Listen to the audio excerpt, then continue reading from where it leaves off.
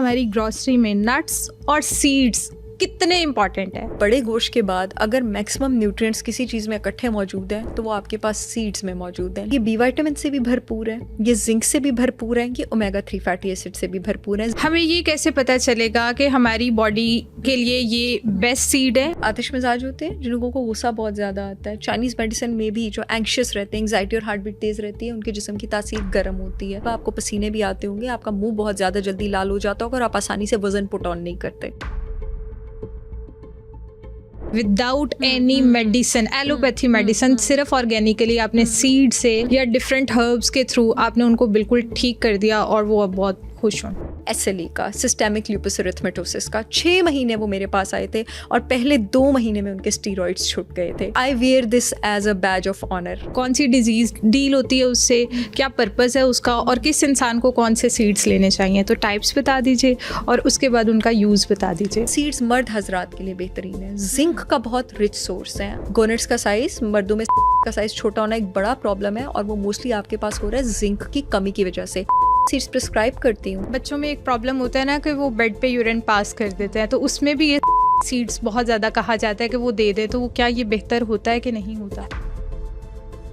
मर्द और ख़ातीन की बॉडी में बहुत सारी बीमारियां बन रही होती हैं, लेकिन हम एलोपैथी के थ्रू उनको ट्रीट करना चाहते हैं, बट ये नहीं जानते कि अगर हम अपनी ग्रॉसरी में चंद इम्पॉर्टेंट सीड्स ऐड कर लें तो उसकी वजह से हम बीमार होंगे भी नहीं और हमारी बॉडी को मुख्तलिफ बीमारियों से भी वो सीड्स बचा लेंगे। वो सीड्स कौन से हैं, उनका इस्तेमाल कैसे किया जाएगा, कौन से ऐसे सीड्स हैं जो वेट लूज में मदद करेंगे और कौन से ऐसे सीड्स हैं जो वेट गेन करने में मदद करेंगे। आपके बच्चों के अच्छे दिमाग के लिए, तेज़ हाफजे के लिए सीड्स कौन से ज़रूरी हैं, ये सब आज इस एपिसोड में आपको डॉक्टर सहर चावला बताएंगी। तो इस एपिसोड को एंड तक लाजमी देखें।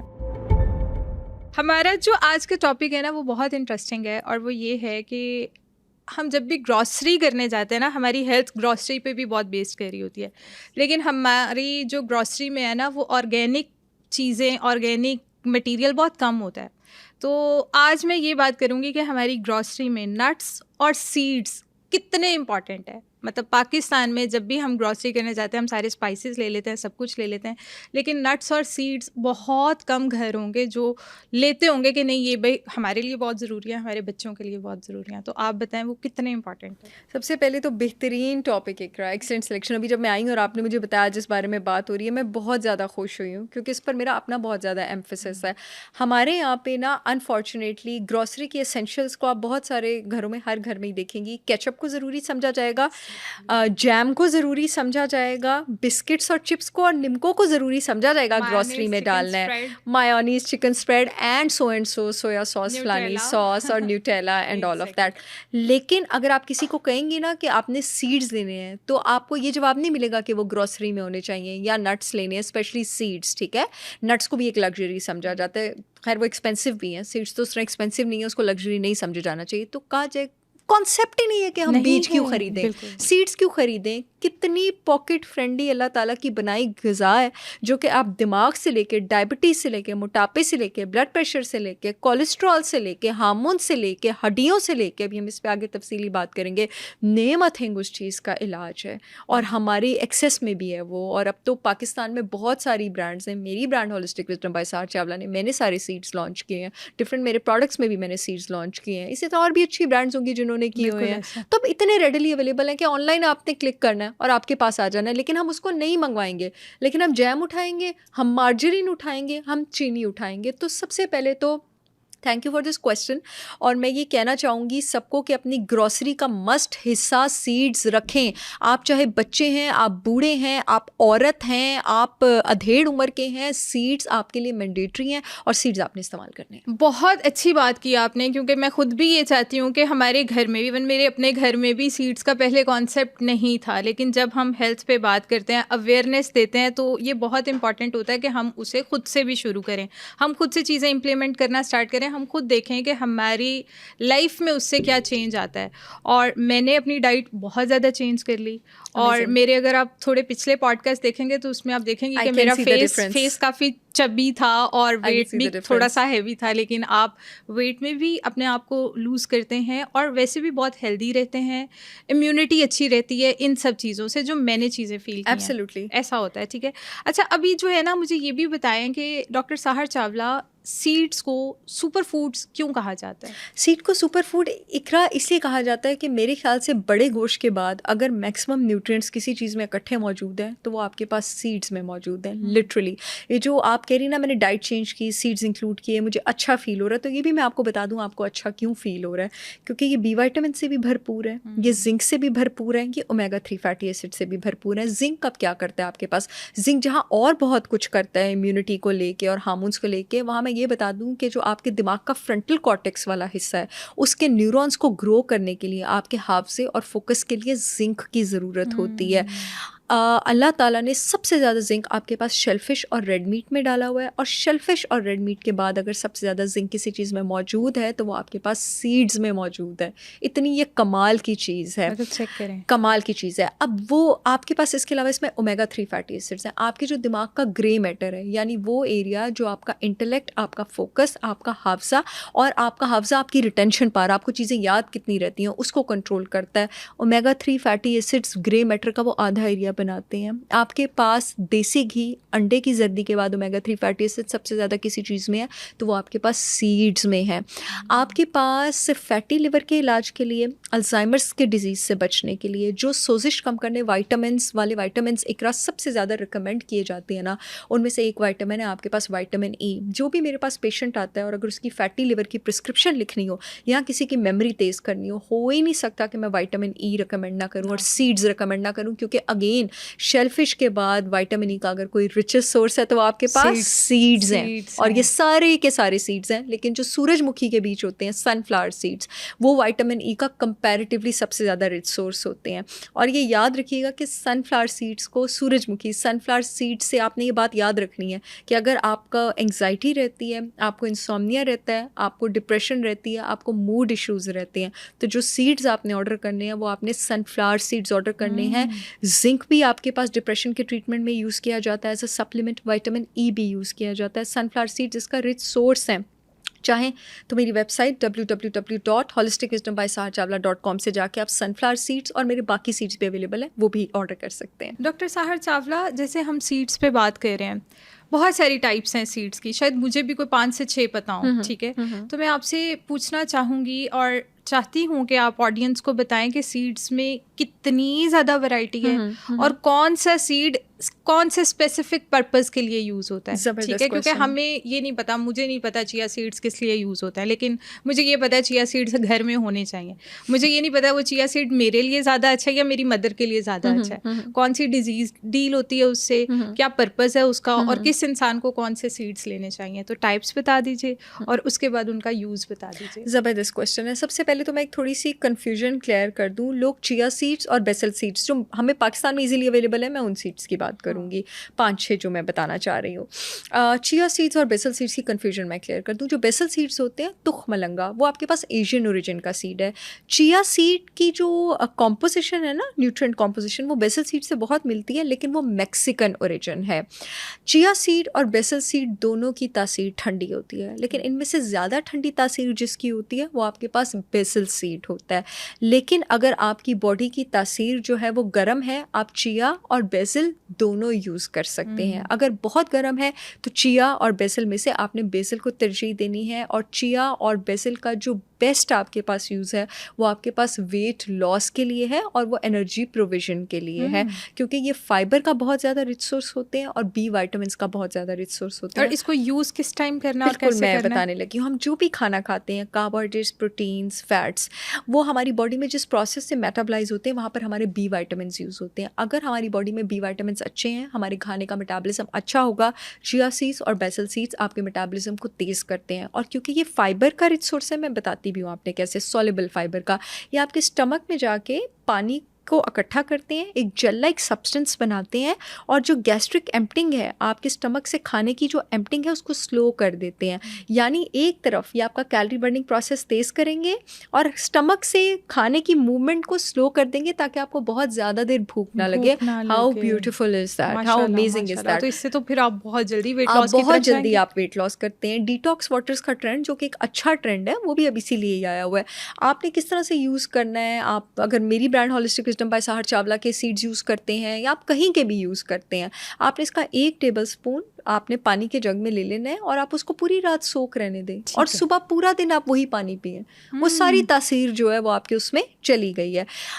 मैं सबको ही रिकमेंड करती हूँ कि चिया सीड्स के अलावा बाकी जितने भी सीड्स यूज़ करने हैं उनको थोड़ा सा रोस्ट करके यूज़ करें जब आप उनको, लेकिन आपने उनको रोस्ट नॉन स्टिक पैन पे नहीं करना। नॉन स्टिक पैन में आपके पास plastic containing chemicals, bisphenol A, ये सारे होते हैं जो कि आपकी बॉडी में, लिवर में जाके टॉक्सिन्स का लोड बढ़ाते हैं। ये सेहत के लिए अच्छे नहीं है। ये खैर एक बहुत बड़ी डोमेन है, इस पर दोबारा भी बात हो सकती है। बाकी जितने भी सीड्स हैं आपके पास, फ्लैक्स सीड्स हैं, सेसमी सीड्स हैं, सनफ्लावर सीड्स हैं, आपके पास पंपकिन सीड्स हैं, इनको थोड़ा सा रोस्ट कर लें। ये रोस्टेड भी मिल जाते हैं कि जब भी आपके पास आए बेटर कि आप इसको रोस्ट कर लें, खुद से इट्स बेटर आप इसको रोस्ट कर लें। आपने ग्राइंड करना है तो ग्राइंड कर लें। मैं अब उन सीड्स की बात करने लगी हूँ जो कि एक बड़ा प्रॉब्लम है हमारे पास, औरतों के हार्मोन्स के लिए बहुत ज़्यादा ज़बरदस्त है। आपके पास लिग्निन्स कहते हैं इकरा, एक ऐसे क्लास ऑफ केमिकल कंपाउंड्स को जो औरतों के जिस्म के एस्ट्रोजन लेवल्स को बूस्ट कर सकता है। आजकल, पहले तो हमारे पास औरतें एवोल्यूशन SCA 45-50 के बाद वो मीनोपॉज की तरफ जाती थी। आजकल अर्ली मीनोपॉज औरतों में बहुत ज़्यादा है, PMS के सिम्टम्स औरतों में बहुत ज़्यादा है। इवन कि मैं, आप यकीन करें, आई एम 38 राइट नाउ और मैं पिछले 3 साल से सीड साइकिलिंग कर रही हूँ। 2-3 महीने करती हूँ फिर छोड़ देती हूँ। सीड साइकिलिंग कुछ लोग जो हैं उससे वाकिफ़ होंगे, जो नहीं वाकिफ़ मैं उनको थोड़ा रफ आइडिया दे देती हूँ। सीड साइकिलिंग होती है आपका हार्मोन लेवल बैलेंस करने के लिए। इसमें 4 सीड्स यूज़ किए जाते हैं, pumpkin seeds, flax seeds, sunflower seeds और सेसमी सीड्स। पीरियड्स के पहले दिन सीड साइकिलिंग स्टार्ट की जाती है और क्योंकि ये मीनोपॉजल ख़वातीन जिनकी माहवारी ख़त्म होगी उनको भी फ़ायदा देती है, तो वो चांद की पहली तारीख से स्टार्ट कर सकती हैं। पहले 14 दिन आपने फ्लैक्स सीड्स और पंपकिन सीड्स को यूज़ करना होता है और आखिरी 14 दिन आपने सनफ्लावर सीड्स और सेसमी सीड्स को यूज़ करना होता है, रोस्ट और ग्राइंड करके। 2-2 टेबल स्पून आप उनके लेते हैं, उसको रोस्ट करते हैं, ग्राइंड करते हैं। ये 7 दिन की अमाउंट बनती है आपके पास। 7 दिन बाद आप इसका फ्रेश मिक्सचर बना लेते हैं, इससे ज़्यादा बनाना नहीं चाहिए। और ये आप 3 महीने तक अगर आप करें, यकीन करें, अगर आपको पीरियड्स कम भी आते हैं, अगर आपको पीरियड्स में बहुत ज़्यादा दर्द होती है या बहुत ज़्यादा आते हैं, या आप कंसीव करना चाह रही हैं और आपके हार्मोन्स बैलेंस में नहीं है, या आपका मीनोपॉज आपको बहुत तकलीफ़ें दे रहे हैं, आप लोग मुझे दुआएं देंगी। मैं तो अपनी ब्रांड के सारे, मैं flax, pumpkin seeds, sunflower seeds, sesame seeds हर वक्त मेरे किचन के साइड पे पड़े होते हैं। मैं इवन कि मेरी कुक, मेरी मेड्स, सबको मैं सीड साइकिलिंग करवाती हूँ। अब जैसे मेरी जो कुक है उसकी शादी होने वाली है, उसको मैं सीड साइकिलिंग करवा रही हूँ। It will help her to conceive, it is very fertile. खैर, बात हो रही थी लिग्निन्स के ऊपर। लिग्निन्स आपके पास एक ऐसे प्लांट बेस्ड कंपाउंड्स होते हैं जिनमें एबिलिटी होती है औरतों के हार्मोन लेवल्स को बैलेंस करने की और जिस्म से जहरीला टॉक्सिक एस्ट्रोजन निकालने की। ये टॉक्सिक एस्ट्रोजन हमारी मजबूरी है, डिफरेंट कॉस्मेटिक प्रोडक्ट से जो हम कॉस्मेटिक्स यूज़ करते हैं हमारी बॉडी में एंटर हो जाता है। फ्लैक्स सीड्स इस दुनिया में लिग्निन्स का रिचेस्ट सोर्स हैं। आप अगर सीड साइकिलिंग नहीं करती हैं और उसके अलावा आप खाली, लेकिन फ्लैक्स सीड्स की तासीर गर्म होती है। जिन लोगों की बॉडी में बहुत गर्मी है उन्होंने अपने डॉक्टर के मशवरे से यूज़ करना है। जैसे मैं अपने क्लाइंट्स को फ्लैक्स सीड्स में कोकोनट पाउडर मिक्स करवा देती हूँ, वो उसकी तासीर को बैलेंस कर देता है। तो वो आपके डॉक्टर को पता होता है कि उसने उसको किस तरह से कॉम्बिनेशन में यूज़ करवाना है। अब फ्लैक्स सीड्स का 1 टेबलस्पून डेली, अगर आपके जिस्म की तासीर नॉर्मल है, ठंडी पर तो बहुत ही फ़ायदा देगा। आप सोच भी नहीं सकते हैं, टेबलस्पून यानी रोस्टेड और ग्राइंडेड आपको किस हद तक फ़ायदा दे सकता है। इसके अलावा मैं वैसे कुछ बता दूं कि अनारदाना जो है उसमें भी आपके पास फाइटोएस्ट्रोजेंस होते हैं, बेरीज़ में भी आपके पास लिग्निन्स होते हैं, फाइटोएस्ट्रोजेंस होते हैं।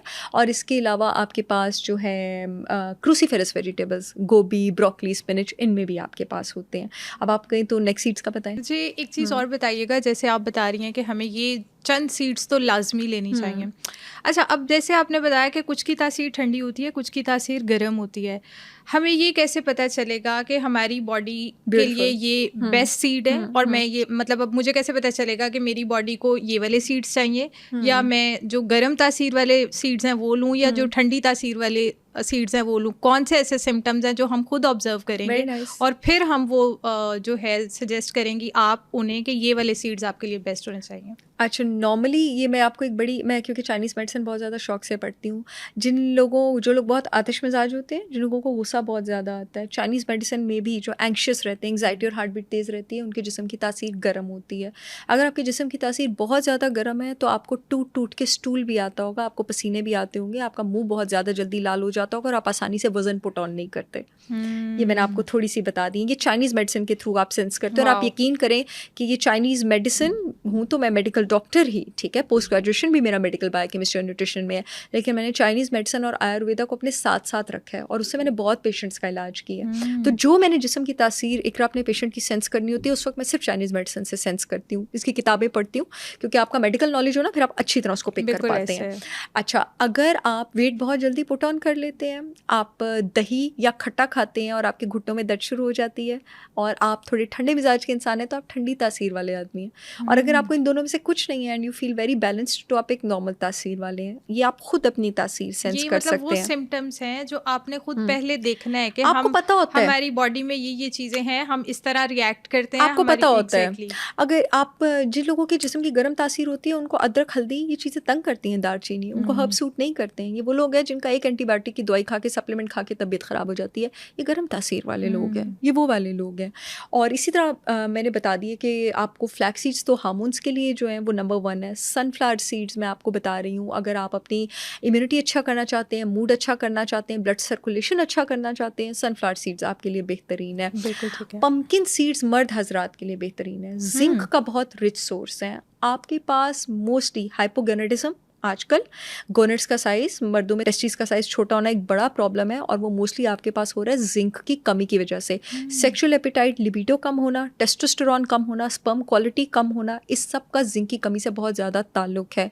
प्रोस्टेट की हाइपरट्रॉफी 45-50 के बाद मर्दों में बहुत ज़्यादा कॉमन हो जाती है। मैं प्रॉपर अपने पेशेंट्स की प्रिस्क्रिप्शन में अपनी ब्रांड होलिस्टिक विजडम बाय सहार चावला के पम्पकिन सीड्स प्रिस्क्राइब करती हूँ, जिनका टेस्टोस्टेरोन कम हो, जिनका प्रोस्टेट एनलार्ज हो, जिनको लिबिडो का इशू हो। आपका जिंक लेवल्स बूस्ट करता है, जिंक डायरेक्टली आपके टेस्टोस्टेरोन लेवल्स को बूस्ट करता है।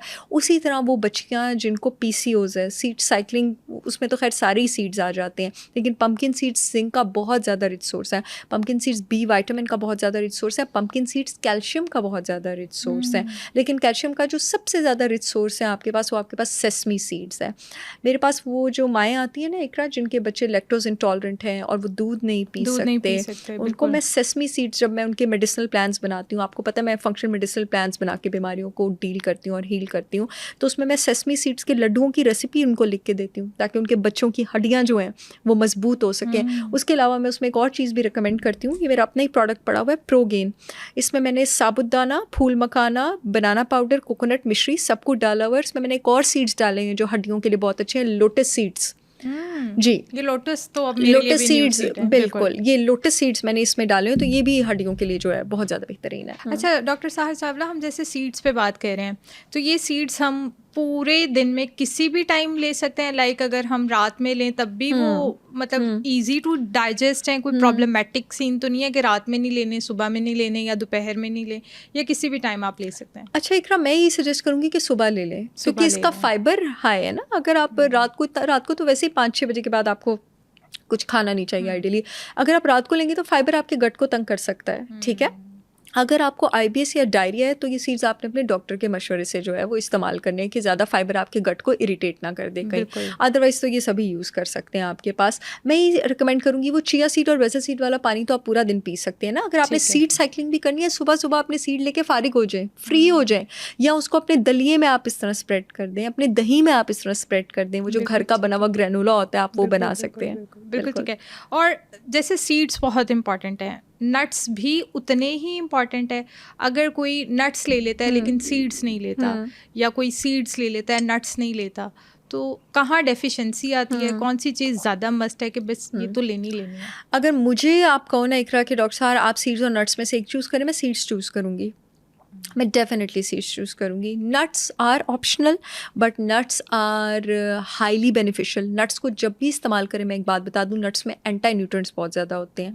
नट्स को हमेशा पूरी रात भिगो के रखते हैं और उसके बाद सुबह उसको जो है आप कोशिश करें कि थोड़ा सा उसको रोस्ट कर लें, सौते कर लें, उससे ना उसके जो एंटी न्यूट्रिएंट्स होते हैं वो कम हो जाते हैं और आपको उसके न्यूट्रिएंट्स मिल सकते हैं। मतलब सारे नट्स को, बेशक सारे वो नट्स बादाम को, हो, बेशक वो इकरा काजू हो। सारे नट्स को। आपके पास दालों में भी एंटी न्यूट्रिएंट्स होते हैं, इसे दाल को भी भिगो के इस्तेमाल किया जाता है, लेकिन नट्स के बारे में लोगों को इतना नहीं ये पता। बताते, अक्सर लोग अलग से पूछते हैं। मैं कहती हूँ ये बात अंडरस्टैंडेबल होनी चाहिए कि बादाम आपने भिगो के खाने, लेकिन आपने नोट किया होगा लोग अलग से पूछते हैं कि क्या भिगो के खाने हैं, भिगो के ही खाने होते हैं। मैंने अपने प्रोडक्ट्स में भी ग्राइंडेड नट्स और सीड्स इस्तेमाल किए क्योंकि असल फ़ायदा आपको ग्राइंड करके ही है नट्स का। अब जैसे बच्चों के लिए मैंने प्रोडक्ट लॉन्च किया उनकी जहानत तेज़ करने के लिए, ब्रेन टाइट, और ये ग्लूटेन फ्री है, डेयरी फ्री है। इसमें क्या है, ग्राइंडेड नट्स और सीड्स हैं बड़े ज़बरदस्त पोर्शन में, बी विटामिन, जिंक, इस सब में ये रिच है। तो ये भी एक आसान तरीका है जो अपने बच्चों को देना चाहे दे सकते हैं। और अगर वैसे आप बात करें ऑप्शनल नट्स और सीड्स में से ग्रोसरी का हिस्सा क्या होना चाहिए, तो सीड्स होने चाहिए। अच्छा, बच्चों के लिए भी सीड्स बहुत इंपॉर्टेंट है, बहुत और अगर हम important है। शुरू से ही उनके टेस्ट बड्स को सीड्स की आदत लगा दें तो बच्चों के लिए प्रॉब्लम हो ना। जहाँ हम उन्हें स्नैक टाइम में स्लांटीज देते हैं, Exactly. जहाँ हम उन्हें स्नैक टाइम में Nuggets देते हैं, fries फ्रेंच देते हैं। फ्राइज देते हैं, अगर वहाँ पे हम उनको सीड्स के लड्डू दें आप बना के, Exactly. या आप सीड्स के सीरियल दें। देखिए इकरा, ऐसा कैसे हो सकता है कि आपने अपने बच्चे को जायके की आदत ना डाली हो। आप घर के दही में उसको 1 चम्मच शहद डाल के दें, 1 चम्मच आप इस तरह के जैसे ऑर्गेनिक आपको चीज़ें मिल रही हैं वो डाल के दें, 1 चम्मच आप सीड डाल के दें। हो सकता है आपके बच्चे को उसका जायका अच्छा ना लगे। कैसे हो सकता है जब उसने Taste जायका buds हैं। देखा ही वही है। टेस्ट बड्स Taste तो buds डेवलप को हो develop जाएं, करने, तो फिर तो कोई प्रॉब्लम कोई है ही problem नहीं। अब ही देखें, नहीं है। हमें बचपन में अगर फ्रेंच फ्राइज की आदत थी तो हम वो कैसे तो छोड़ आदत सकते थे? डाली गई ना, Exactly, आदत डाली गई exactly. क्योंकि अनफॉर्चुनेटली अब तो माशाल्लाह इतनी अवेयरनेस awareness है। हमारी माओ के बेचारों के नहीं ज़माने थी। में अवेयरनेस नहीं थी। वो नहीं हमें थी। दूध भी देती थी तो मुझे याद है उसमें 3-3 चम्मच चीनी, वो अपनी डाल के तरफ से देते- हमारा अच्छा कर वो रही अच्छा होती कर थी। रही थी। कोई उनको होता था हम स्कूल से आए तो हमें शरबत दें, बिल्कुल। लेकिन अब आप लोगों को तो पता है ना कि ये चीज़ें नहीं देनी, हम आप लोगों को बता रहे बिल्कुल। हैं। हाँ। और अब तो अल्हम्दुलिल्लाह इतनी अवेयरनेस है कि अब बहुत सारे लोग हैं जो बताते हैं कि भाई बच्चों के लिए आप सफूफ टाइप कुछ बना के रख लें, खुद Absolutely. घर में बना के रख लें। लंच की आइटम्स में जाना है तो उसमें कितनी वैरायटी बहुत है, वैरायटी है। फ्रूट्स में जाएं, सीड्स में जाएं, बहुत बहुत चीज़ें कुछ है, हैं। और घर की उससे बनी अगर आप दही। देखें, अब बचपन से ही अगर आपकी डाइट इतनी अच्छी है तो डॉक्टर साहर चावला, आप बताएं बच्चे कैसे बीमार हो सकते हैं? उनकी इम्यूनिटी कितनी स्ट्रांग होगी, कितनी स्ट्रांग Absolutely. होगी? आपने देखा है ये वबा फैली है, पीसीओएस की, ऑटिज्म की, Exactly. गट डिजीजेस की, ये कैसे फैली है? पाकिस्तान में जो junk food industry basically start हुई है ना, वो आपके पास बहुत जो स्टार्ट होना शुरू हुई थी 25 साल पहले तकरीबन। और वो 25, आप जो जनरेशन अब 25 साल की है ना, या जो जनरेशन अब ये 20s में चल रही है, आप ज़रा उनकी बीमारी की और ओबेसिटी की हालत देखें। ये कोई इत्तेफाक नहीं है इन दो चीज़ों का आपस में कोइंसाइड करना, ये डायरेक्टली रिलेटेड है जंक फूड इंडस्ट्री के एडवेंट से। बिल्कुल सही कह रही हैं। अच्छा, जैसे आपने बताया कि मीनोपॉज बहुत अर्ली भी हो रहा है और उसमें हमें सीड्स बहुत हेल्प आउट करते हैं।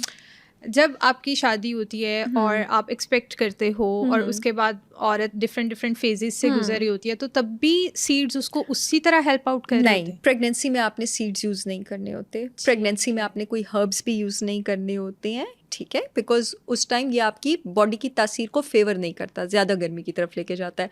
वंस आपने कंसीव कर लिया है, आपने ना कोई सीड यूज़ करना है ना कोई हर्ब यूज़ करना है। हाँ, जब आप डिलीवर कर लेती हैं ना, औरत जैसे ही बच्चा डिलीवर करती है उस वक्त उसका एस्ट्रोजन लेवल बहुत ज़्यादा फॉल करता है। जब इकरा उसका एस्ट्रोजन लेवल फॉल करता है ना, उस वजह से उसको हो जाती है पोस्टपार्टम डिप्रेशन। जैसे ही आप डिलीवर करती हैं, इसलिए पुराने वक्त की औरतें पिनियाँ खिलाती थी, बिल्कुल सही करती थी। आपने फ़ौरन सीड साइकिलिंग शुरू कर देनी है ताकि आपके गुड एस्ट्रोजन लेवल्स जो हैं वो ऊपर जाएं और आपको जो है वो डिप्रेशन ना हो, पोस्टपार्टम डिप्रेशन ना हो। बिल्कुल ठीक है। ये कितनी अच्छी बड़ी इन्फॉर्मेशन इंपॉर्टेंट बात थी है कि प्रेगनेंसी में आप सीड्स नहीं ले सकते। नो, कोई हर्ब भी नहीं, कोई हर्ब भी नहीं ले सकती।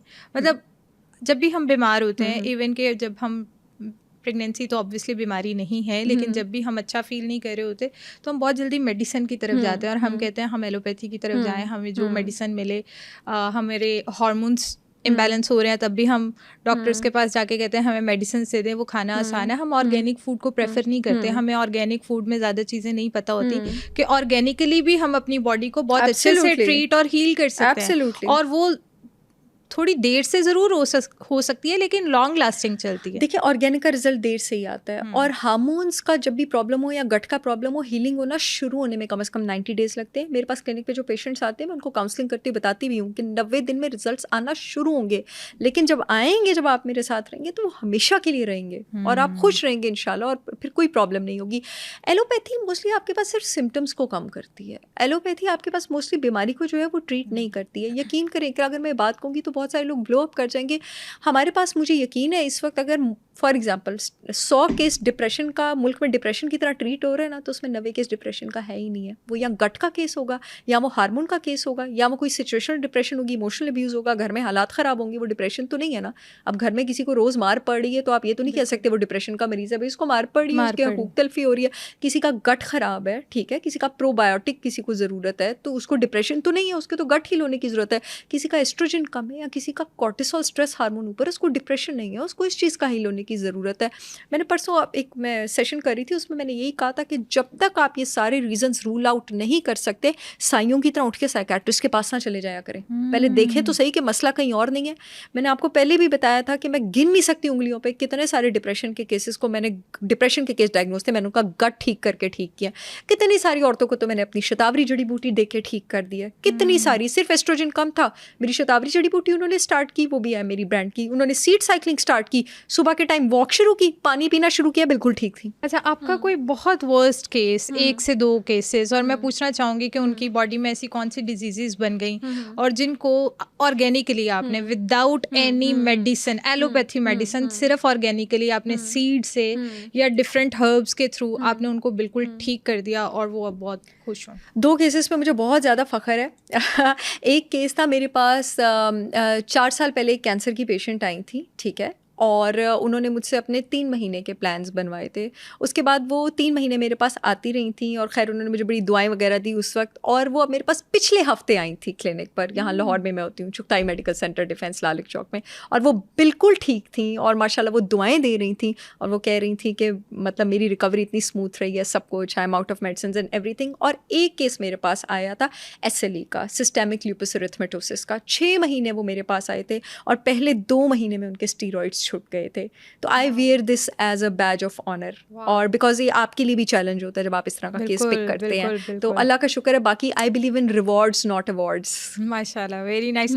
तो उनको आपने ये हर्ब्स और ऑर्गेनिकली अपने और सीड्स और मेडिसिनल कुछ सिंथेटिक सप्लीमेंट्स, एलोपैथी उसमें कहीं नहीं थी। और जो मैं डाइट प्लान्स बनाती हूँ पेशेंट्स के, मैं बनाती हूँ कंप्लीट ट्रीटमेंट प्लान। वो सिंपल डाइट प्लान नहीं होता कि कागज़ पे आपने डाइट लिख के दी है। वो 30 से 40 सफ़े की फ़ाइल होती है, उसमें पूरे 30 दिन की एक एक रेसिपी लिखी होती है। वो मेरी बनाई रेसिपीज़ हैं जो मैंने बायोकेमिस्ट्री और न्यूट्रिशन बन के इतने साल इकट्ठे किए हैं। फिर वो रेसिपीज़ मैं हर पेशेंट के हिसाब से कस्टमाइज़ करती हूँ, उसको 30 दिन का एक एक टाइम के खाने की फ़ाइल और रेसिपी बना के देती हूँ। तो उसको बड़ा पर्टिकुलरली फॉलो करना होता है। यानी वो रेसिपीज भी आप बताती हैं? अगर कोई अपना बच्चा लेकर आए तो आप उन्हें बताएंगी कि अपने बच्चे को सुबह में ये दें, इस पूरा प्लानर दूंगी, और पूरे प्लानर की नाश्ते की भी पूरी रेसिपी लिखी होगी, इंग्रेडिएंट्स और हर समेत, क्योंकि वो सारा हर्बल होता है। क्योंकि जब मैं ये दावा करती हूँ कि मैं डाइट से आपकी बीमारी को हील करूँगी, तो इसका मतलब है कि जब मैं ये दावा करती हूँ कि आपने दवाई नहीं लेनी मेरे इलाज के साथ, तो इसका मतलब है कि मैं उन हर्बों पे बहुत ज़्यादा मेहनत कर रही हूँ। तो फिर कुछ मैं अपनी ब्रांड के भी प्रोडक्ट्स यूज़ करती हूँ, वो मैं उनको बता देती हूँ रेसिपी में उन्होंने कहाँ से हर्ब यूज़ करना है, कौन सा उन्होंने सेपरेट लेना है। कुछ घर में मौजूद उनके किचन की चीज़ें,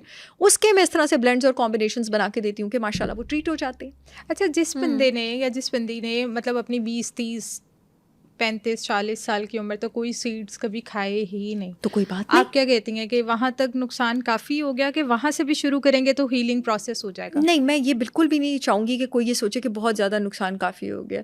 हीलिंग चाहे स्पिरिचुअल है, चाहे फिजिकल है, चाहे इमोशनल है, वो किसी भी वक्त शुरू हो सकती है। आपको बस पहचान लेना चाहिए कि आपने कहाँ पे हीलिंग करनी है। हम कितनी डॉक्यूमेंट्रीज देखते हैं इकरा कि एक औरत थी, उसने 60 साल की उम्र में योगा शुरू किया और अब वो 70 साल की उम्र में बड़ी फेमस। ऐसी स्टोरीज हम देखते हैं ना।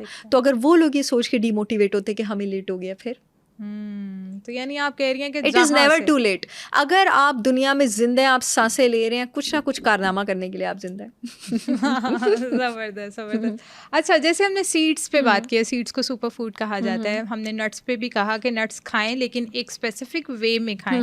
इसके अलावा हमारे घर में जो चीज़ें मौजूद होती हैं उसमें आप क्या सजेस्ट करती हैं कि ये 2-3 चीज़ें तो लाजमी आप अपनी डाइट में शामिल करें? आपको पता है मैं गोश्त के हक में बहुत ज़्यादा बोलती हूँ। गोश्त आपके पास बेहतरीन सुपर फूड है। और फिर मैं आपको कहती हूँ ग्रीन पाउडर्स बड़े कॉन्सेंट्रेट होते हैं आपके पास। एंड देन अंडे इज़ अ सुपर फूड, हर घर में होने चाहिए, अनलेस एंड अनटिल आपको एग से एलर्जी नहीं है। हाँ, बिल्कुल ठीक है। अच्छा, दूध को भी तो कहा जाता है नहीं, जैसे? दूध को तो मैं इतनी, I am not a fan of dairy. और मोस्टली आपके पास डेयरी आपको पता भी नहीं होता आपको इतनी प्योर मिल रही है या नहीं। तो डेयरी, आप यकीन करें, मेरे पास मेजॉरिटी जो केसेस गट और हार्मोन्स के ख़राब होके आते हैं उसमें डेयरी छुड़वा के वो ठीक हो जाते हैं। Dairy mostly acts as an endocrine disruptor. आपके पास हार्मोन्स को भी उल्टा अगर ख़राब हो तो आपको नहीं देना चाहिए, वो और ज़्यादा प्रॉब्लम आपके पास कर देती है।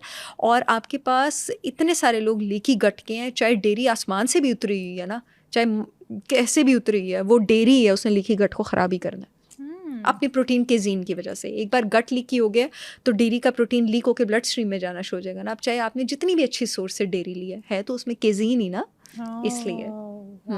अच्छा डॉक्टर साहर, जैसे फीमेल्स को प्रॉब्लम होता है वाइट लिकेज का, ठीक है, लिकोरिया का, तो उसमें सीड्स कितना वर्कआउट करता है? बहुत ज़्यादा हेल्प कर उसमें सकते कौन हैं। से सीड्स लेने चाहिए? सनफ्लावर सीड्स रिकमेंड करूंगी मैं, फ्लैक्स सीड्स रिकमेंड करूंगी मैं आपके पास, अगर आपको लिकोरिया का प्रॉब्लम है, या मिक्स करके ग्राइंड करके लें। और दूसरा, एक विटामिन ई सप्लीमेंट आप लें, इनोसिटॉल सप्लीमेंट आप लें, इवनिंग प्रिमरोज आप लें, और उसके साथ साथ आप लोग मेरी शतावरी और अश्वगंधा जड़ी बूटी इस्तेमाल कर सकते हैं। लिकोरिया के केसेस हील हो जाते हैं माशाल्लाह इससे। और एक अपने विटामिन डी लेवल्स चेक करवा लें। बिल्कुल ठीक है, और ये तो लाजमी चेक करा लें क्योंकि हमें नहीं पता होता विटामिन डी लेवल्स काफी हमें कम है, और कम होते हैं क्योंकि मैंने भी रिसेंट करवाया तो मुझे खुद भी आइडिया नहीं था। ओ डैम, इतने कम सब एशियन औरतों में ऑलमोस्ट कम होते हैं। अच्छा, विटामिन डी टेस्ट भी अगर करवा लें और वो अगर आपके डेफिशिएंसी में जा रहे हैं तो उसका बेहतरीन हल क्या है?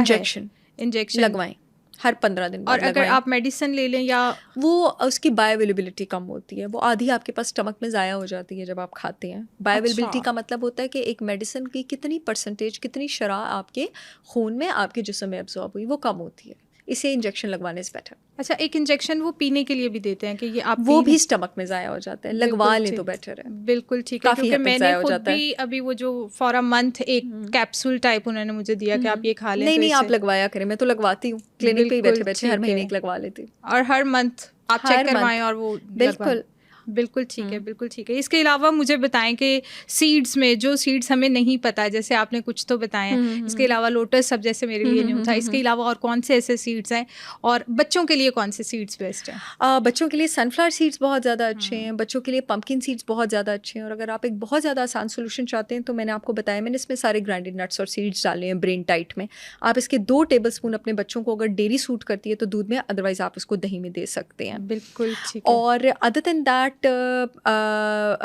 पम्पकिन, सनफ्लावर, सेसमी सीड्स पे इतनी ज़्यादा बात नहीं होती है तिलों पे।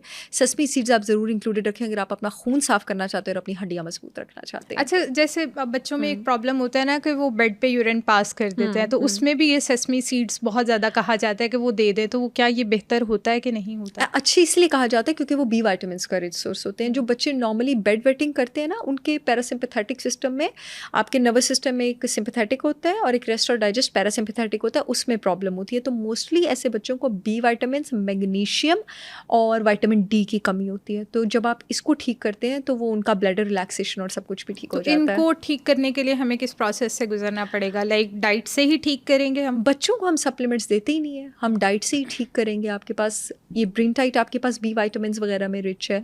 मैग्नीशियम आप बच्चों को सप्लीमेंट देने की ज़रूरत ही नहीं है, ग्रीन पाउडर्स के थ्रू दे सकते हैं। मैग्नीशियम आप डेयरी के थ्रू दे सकते हैं, आप ग्राइंडेड नट्स के थ्रू दे सकते हैं। और हमारे घर के जो बुजुर्ग होते हैं उनको हम कौन से सीड्स उनको आप घर के बुजुर्गों को आप पम्पकिन सीड्स दें, घर के बुजुर्गों को आप फ्लैक्स सीड्स दें, क्योंकि नॉर्मली जो बूढ़ा जिस्म होता है, नॉर्मली, अदरवाइज अगर कोई स्पेशल केस नहीं है, उसकी जो तासीर है वो ठंडी होती है आपके पास, तो ये बड़ा ज़बरदस्त उनके लिए रहता है। इसी अक्सर मैं कहती हूँ कि बुजुर्गों को आप बाजरे का आटा दें, जौ का आटा दें, क्योंकि उसकी तासीर भी आपके पास जो है वो ठंडी होती है।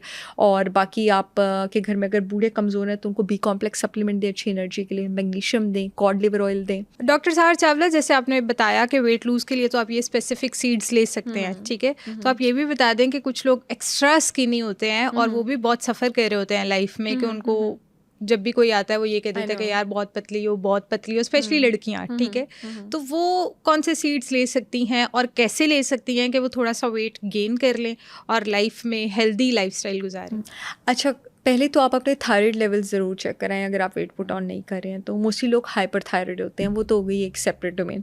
अगर आप हाइपर थायराइड नहीं हैं और आपको IBS नहीं है, आपका जो गट है वो इतना फ्रीक्वेंट नहीं है, बॉल हैबिट्स इतनी फ्रीक्वेंट नहीं है, तो जो बेस्ट चीज़ें हैं वेट पुट ऑन करने के लिए वो आपके पास साबूदाना है, फूल मखाना है, नारियल पाउडर है, मिश्री है, बनाना पाउडर है, नट्स एंड सीड्स भी अगर आप प्रॉपर प्रोपोर्शन में यूज़ करें तो आप वेट पुट ऑन कर सकते हैं, गुड़ के साथ मिला के, शहद के साथ मिला के।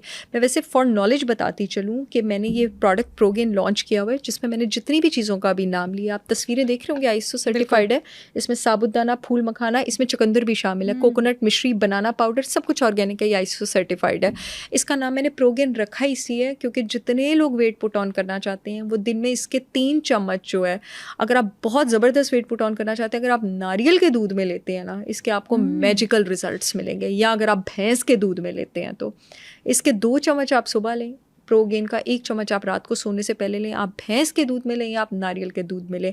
ये ग्लूटेन और डेयरी फ्री है, ये शुगर फ्री है। इसमें शुगर सोर्स के लिए मैंने सिर्फ बनाना, मिश्री और कोकोनट यूज़ किया हुआ है। यकीन करें आपको कमाल रिजल्ट्स आएंगे, आपका पेट भी नहीं निकलेगा और सिमेट्रिकल वेट गेन होगा। इस एपिसोड ने आपको सीड्स की रिकग्निशन में बहुत हेल्प आउट किया होगा। अगर इसी से रिलेटेड आपका कोई भी और सवाल है तो आप हमें कमेंट सेक्शन में पूछ सकते हैं, और अगर आप इस एपिसोड को शेयर कर देंगे तो आपकी वजह से भी बहुत सारे लोगों का फायदा हो जाएगा। तो प्लीज इस एपिसोड को शेयर लाजमी कीजिए। मैं बहुत ही मेहनत और रिसर्च के बाद डिफरेंट डॉक्टर्स के साथ हेल्थ वाइज कंटेंट बनाती हूँ। अगर आपको मेरा कंटेंट वैल्यूएबल लगता है तो सुनो पॉडकास्ट हेल्थ को सब्सक्राइब करें।